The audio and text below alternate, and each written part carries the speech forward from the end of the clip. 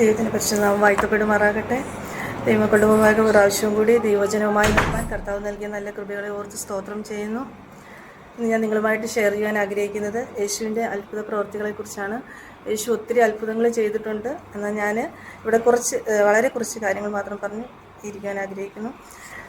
നമുക്ക് വായിക്കാം. ലൂക്കോസ് എഴുതിയ സുവിശേഷം 10-ാം അധ്യായം 30-ാം വാക്യം മുതൽ 36 വരെ.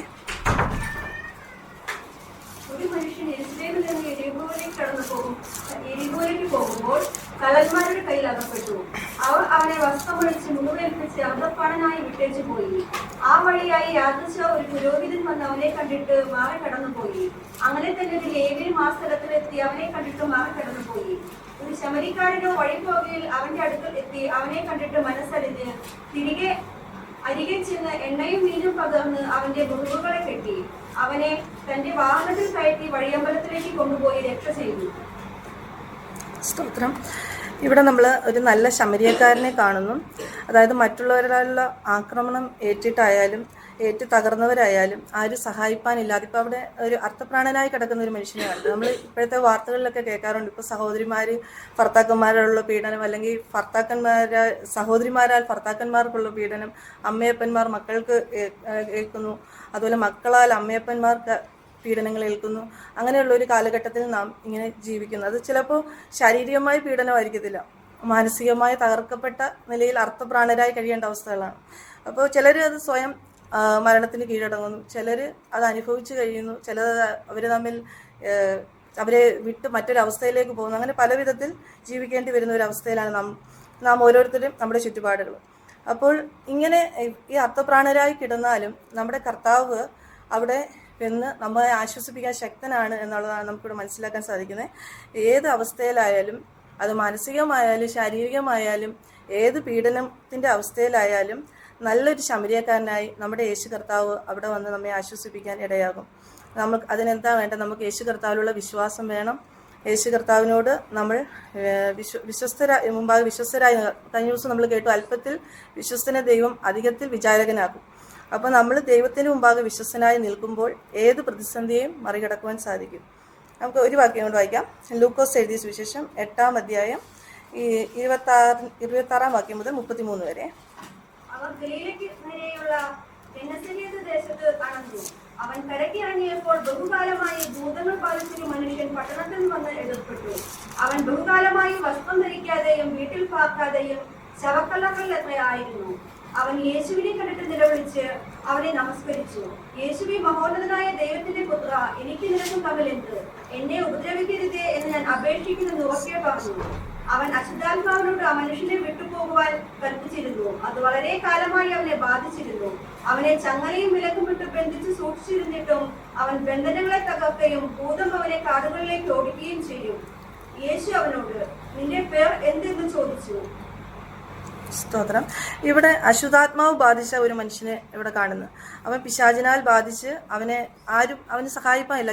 ചിലർക്ക് ഭയം തോന്നും അവൻ്റെ അടുത്തേക്ക് ചെല്ലാൻ. അവനെ ബന്ധിച്ചിരിക്കുന്ന ചങ്ങല പൊട്ടിക്കുമ്പോൾ ചിലപ്പോൾ അവന് മുറിവ് വരെ ഏറ്റിരിക്കാം. അതുപോലും അവൻ തിരിച്ചറിയാൻ പറ്റാത്ത അവസ്ഥയില്ല. അപ്പം അങ്ങനെ ജീവിക്കുന്ന ഒരു മനുഷ്യനാണ്. ആ മനുഷ്യൻ്റെ അടുത്തേക്ക് നമ്മുടെ യേശു കർത്താവ് ചെന്ന് അവനെ സൗഖ്യമാക്കി സ്വതന്ത്രനാക്കുന്നതായിട്ട് കാണുന്നു.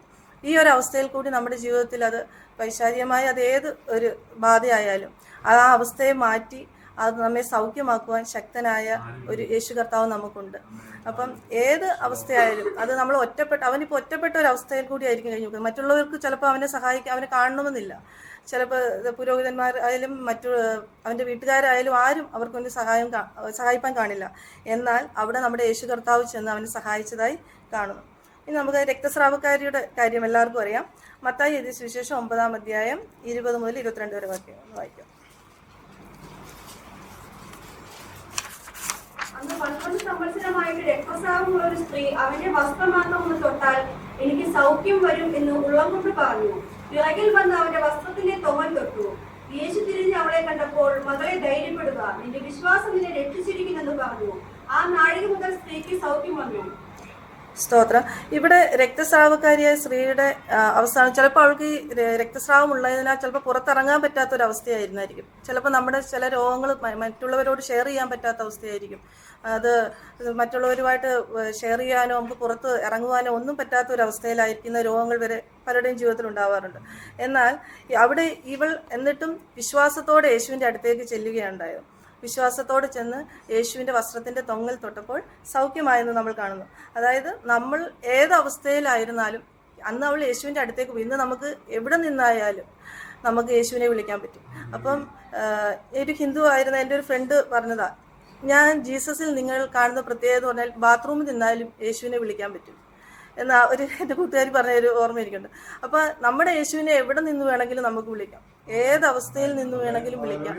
അതാ നമ്മുടെ യേശുവിൻ്റെ പ്രത്യേകത എന്ന് പറയുന്നത്. അപ്പം നമ്മുടെ യേശു നമ്മൾ വിളിക്കുമ്പോൾ കേൾക്കാതിരിക്കുന്നവനുമല്ല, വിളിച്ചാൽ വിളി കേൾക്കുകയും നമുക്ക് ഉത്തരം തരികയും ചെയ്യുന്ന യേശുവാണ് നമുക്കുള്ളത്. അപ്പോൾ നമ്മുടെ ഏത് രോഗമായാലും എന്തായാലും അത് യേശുവിൻ്റെ മുമ്പാകെ നമ്മൾ പകർന്നു കൊടുക്കുമ്പോൾ, കർത്താവിൻ്റെ മുമ്പാകെ വെക്കുമ്പോൾ യേശു സൗഖ്യം തരുവാൻ ഇടയാകും. ഇനി നമ്മൾ അടുത്ത ഒരു വാക്യം വായിക്കാനുള്ളത് ലൂക്കോസ് എഴുതിയ സുവിശേഷം 5-ാം അധ്യായം 4 മുതൽ 7 വരെയുള്ള വാക്യങ്ങൾ. അവൻ ശീമോനോട് ആഴത്തിലേക്ക് നീക്കി മീൻപിടുത്തത്തിന് വല ഇറക്കുവിനെന്ന് പറഞ്ഞു. അതിന് ശീമോൻ, നാഥാ, ഞങ്ങൾ രാത്രി മുഴുവൻ അധ്വാനിച്ചിട്ടും ഒന്നും കിട്ടിയില്ല, എങ്കിലും നിന്റെ വാക്കിന് ഞാൻ വല ഇറക്കാമെന്ന് ഉത്തരം പറഞ്ഞു. അവർ അങ്ങനെ ചെയ്തപ്പോൾ പെരുത്ത മീൻകൂട്ടം അകപ്പെട്ടു, വല കീറാറായി. അവർ മറ്റേ പടകിലുള്ള കൂട്ടാളികൾ വന്ന് സഹായിപ്പാൻ അവരെ മാടി വിളിച്ചു. അവർ വന്ന് പടക് 2 മാറാകുമോളം നിറച്ചു. ഇവിടെ നമ്മൾ വായിക്കുമ്പോൾ 2-ാം വാക്യത്തിൽ വായിക്കുമ്പോൾ 2 പടക് കരയ്ക്കടുത്ത് നിൽക്കുന്നത് അവൻ കണ്ടു. അവയിൽ നിന്ന് മീൻപിടിക്കാർ ഇറങ്ങി വല കഴുകുകയായിരുന്നു. ആ പടകളിൽ ശീമോനുള്ളതായ ഒന്നിൽ അവൻ കയറി. അപ്പോൾ ശീമോനാണെങ്കിൽ മീൻ പിടിച്ചിട്ട് കിട്ടിയില്ലായിരുന്നു. അപ്പോൾ അതിനു മുന്നമേ യേശു എന്ത് ചെയ്തു? ശീമോന്റെ പടകിൽ കയറി. എന്നിട്ട് ശീമോൻ യേശുവിനോട് പറയുക, ഞാൻ ഇതുവരെ അധ്വാനിച്ചൊന്നും എനിക്ക് കിട്ടിയില്ല എന്ന് പറയും. അവൻ്റെ അവസ്ഥ അവൻ പറയുക. എന്നാലും യേശു അത് മുന്നമേ കണ്ട് അവൻ്റെ പടകിൽ തന്നെ വന്ന് കയറി. എന്ന് വെച്ചാൽ നമ്മുടെ ഏത് അവസ്ഥയായാലും യേശു നമ്മളെക്കാൾ മുന്നമേ അറിയുന്നുണ്ട്. എനിക്കിത് ഇന്നത് വരാൻ പോകുന്നു, നമ്മളെക്കാൾ മുന്നമേ അറിയുന്നവനല്ലേ യേശു. അപ്പോൾ യേശു നമ്മുടെ അവസ്ഥകൾക്ക് മുന്നേ നമുക്ക് ഒരു പരിഹാരവും വെച്ചിട്ടുണ്ട്. നമ്മുടെ പ്രതികൂലങ്ങൾക്ക് മുന്നാകെ ഒരു പരിഹാരവും അവിടെ വെച്ചിട്ടുണ്ടായിരിക്കും. അപ്പോൾ ഇവിടെ വന്നിട്ട് ശീമോനോട് പറയുന്നുണ്ട്, നീ ഇന്ന ഭാഗത്ത് വല വീശാൻ പറയുന്നുണ്ട്. അപ്പം വല വീശാൻ പറയുമ്പോൾ ആ ഭാഗത്ത് ശീമോൻ അതനുസരിക്കുകയും അത് അപ്രകാരം ചെയ്യുകയും ചെയ്യുമ്പോൾ അവന് ഒത്തിരി അവിടെ മീൻ കിട്ടുന്നതായിട്ട് കാണുന്നു. അവിടെ ഇതുപോലെ കർത്താവ് പറയുന്നത് എന്തോ അത് നമ്മൾ അനുസരിക്കുക. ആ അനുസരിക്കുമ്പോൾ അത് ആത്മീയമായാലും ഭൗമികമായാലും കർത്താവ് ഇന്നത് ചെയ്യാൻ പറയുമ്പോൾ നമ്മളത് അനുസരിക്കുമ്പോൾ അവിടെ ദൈവത്തിൻ്റെ പ്രവൃത്തി കാണുവാൻ ഇടയാകും. ഇവിടെ എനിക്ക് ഒത്തിരി കാര്യങ്ങൾ ദൈവത്തിൻ്റെ അത്ഭുത പ്രവൃത്തികളുണ്ടെങ്കിൽ ഞാൻ കുറച്ച് കാര്യങ്ങൾ പറഞ്ഞു നിർത്തിയാണ്. പക്ഷേ പറയാനുള്ളത് സങ്കീർത്തനം 118-ന്റെ 8-9 വാക്യങ്ങൾ പറയുന്ന പോലെ മനുഷ്യനിൽ ആശ്രയിക്കുന്നതിനേക്കാൾ യഹോവയിൽ ആശ്രയിക്കുന്നതാണ് നല്ലത്, പ്രഭുക്കന്മാരിൽ ആശ്രയിക്കുന്നതിനേക്കാൾ യഹോവയിൽ ആശ്രയിക്കുന്നത് നല്ലത്. നദികൾ പൊങ്ങിയാലും സമുദ്രങ്ങളൊക്കെ നിറഞ്ഞു കവിഞ്ഞാലും കാറ്റടിച്ചാലും കൊടുങ്കാറ്റ് വീശിയാലും നമ്മുടെ കൂടെ നമ്മുടെ നാഥനുണ്ടെങ്കിൽ നമുക്ക് ഒരു ദോഷം സംഭവിക്കുകയില്ല. കഴിഞ്ഞ ആഴ്ചയിൽ നമ്മൾ കേട്ടതുപോലെ യഹോവയിൽ ആശ്രയിക്കുന്നവർ എന്നേക്കും നിൽക്കുന്ന സിയോൻ പർവ്വതം പോലെയാകുന്നു. നമുക്ക് ഏത് പ്രശ്നങ്ങളും പ്രതികൂലങ്ങളും വന്നാലും എത്ര കാറ്റടിച്ചാലും നമ്മൾ ഇളകാത്ത ഒരു പർവ്വതം പോലെ നമ്മൾ നിൽക്കുവാൻ ഇടയാകും. നമ്മുടെ അവൻ നാം ആരാ? കർത്താവിൻ്റെ അവകാശം അല്ലേ? കർത്താവിൻ്റെ അവകാശത്തെ തൊടുവാൻ കർത്താവ് ആരെയും അനുവദിക്കത്തില്ല. അത് എത്ര വലിയ ആളായാലും ആരായാലും അതിനെ തൊടുവാൻ കർത്താവ് അനുവദിക്കില്ല. കർത്താവിൻ്റെ ഉള്ളം കരത്തിൽ നമ്മളെ വരച്ചിരിക്കുന്നു. അതിനെ തട്ടിയെടുപ്പാൻ ആർക്കും കഴിയുകയില്ല. അതുപോലെ തന്നെ നമ്മൾ കെട്ടിയിട്ട കഴുതയുടെ അടുത്ത് ചെന്നിട്ട് യേശു കർത്താവ് പറയുന്നുണ്ട്, ആ കഴുത അഴിച്ചുകൊണ്ട് പോവാ എന്ന് പറയുന്നുണ്ടല്ലോ യേശു കർത്താവ് സഞ്ചരിക്കുന്നത്. അത് എല്ലാവർക്കും അറിയാവുന്ന കാര്യങ്ങളാണ്. അപ്പോൾ ആ ഒരു കെട്ടപ്പെട്ട അവസ്ഥയിൽ ചിലപ്പോൾ നമ്മൾ വീടുകളിലായിരിക്കാം, അല്ലെങ്കിൽ നമ്മുടെ ജോലി സ്ഥലത്തായിരിക്കാം, അല്ലെങ്കിൽ മറ്റെവിടെയായാലും കെട്ടപ്പെട്ട അവസ്ഥകളിലായിരുന്നാൽ നാം യേശു കർത്താവിനെ വിളിക്കുവാണെങ്കിൽ ആ കെട്ട് അഴിച്ചു കൊണ്ടുവരുവാൻ ആ കെട്ടിയിട്ടവരോട് തന്നെ ചിലപ്പോൾ യേശു പറയും, അവർക്ക് പിന്നെ ഒന്നും ചെയ്യാൻ കഴിയത്തില്ല. അപ്പോൾ കെട്ടഴിക്കാൻ യേശു പറഞ്ഞാൽ ആർക്കും ഒന്നും ചെയ്യാൻ പറ്റത്തില്ല. അപ്പോൾ എവിടെ നമ്മളെ കെട്ടിയിട്ടാലും അത് ഏത് രോഗമായാലും ഈ പറഞ്ഞ പോലെ പൈശാചികമായ ഇതായാലും സഹായിപ്പാൻ ആരുമില്ലാത്ത അവസ്ഥയായാലും ജോലി ഇല്ലാത്തിരിക്കുന്ന അവസ്ഥയായാലും ഏത് പ്രശ്നമായാലും യേശു കർത്താവ് കൽപ്പിച്ചാൽ അവിടെ ജയമുണ്ട്.